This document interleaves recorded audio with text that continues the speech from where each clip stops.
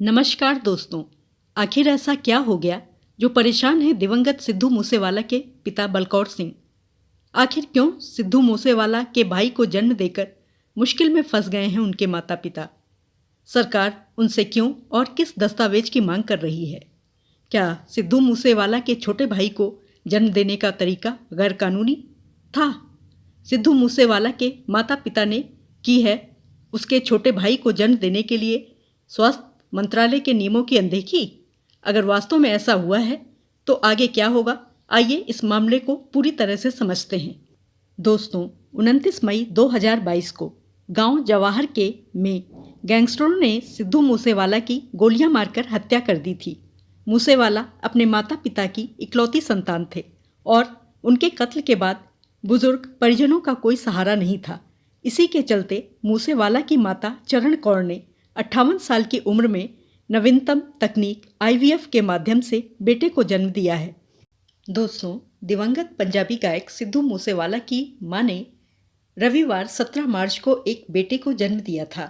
परिवार बच्चे के जन्म का जश्न मना भी नहीं पाया था कि एक टेंशन ने उन्हें घेर लिया।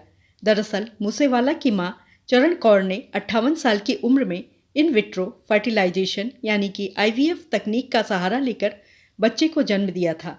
भारत में IVF के लिए अधिकतम उम्र 50 वर्ष निर्धारित होने के कारण चरण कौर विदेश से इस तकनीक के जरिए गर्भवती हुई थीं।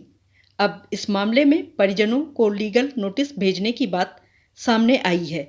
मूसेवाला के पिता बलकौर सिंह ने एक वीडियो जारी कर दावा किया कि पंजाब सरकार के अधिकारी उन्हें परेशान कर रहे थे और उनसे सवाल कर रहे थे कि क्या नवजात बच्चा जायज है।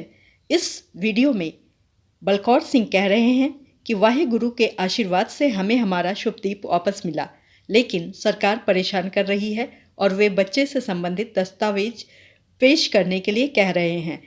वे यह साबित करने के लिए कह रहे हैं कि बच्चा वैध है या नहीं। दोस्तों, उन्होंने मुख्यमंत्री भगवंत मान से अनुरोध किया कि वे मां और बच्चे का इलाज पूरा होने दें और फिर वह उनके मानदंडों का पालन करेंगे और सभी सवालों के जवाब देंगे। उन्होंने कहा कि IVF प्रक्रिया के लिए सभी कानूनी प्रक्रियाओं का पालन किया गया था और वह दस्तावेज भी प्रस्तुत करेंगे। IVF को इन विट्रो फर्टिलाइजेशन के नाम से भी जाना जाता है। जब महिला का शरीर एग को फर्टिलाइज करने में सक्षम नहीं होता तो उसे लैब में फर्टिलाइज कराया जाता है। IVF को हिंदी भाषा में भ्रूण प्रत्यारोपण भी कहा जाता है और इस तकनीक से जन्म लेने वाले बच्चों को टेस्ट ट्यूब बेबी कहा जाता है। दोस्तों, भारतीय कानून में 50 साल से ज़्यादा की उम्र में IVF तकनीक का उपयोग नहीं किया जा सकता है। दोस्तों, अब आम आदमी पार्टी की पंजाब इकाई ने भी सोशल मीडिया पर सफाई दी है। पार्टी ने सोशल मीडिया X पर लिखा कि दरअसल पंजाब सरकार से सिद्धू मूसेवाला की माता चरण कौर के IVF इलाज की रिपोर्ट की मांग केंद्र सरकार द्वारा की गई है। मुख्यमंत्री भगवंत मान पंजाबियों की भावनाओं, उनके जज्बातों का दिल से सम्मान करते हैं, लेकिन इन कागजातों की मांग केंद्र सरकार ने की है।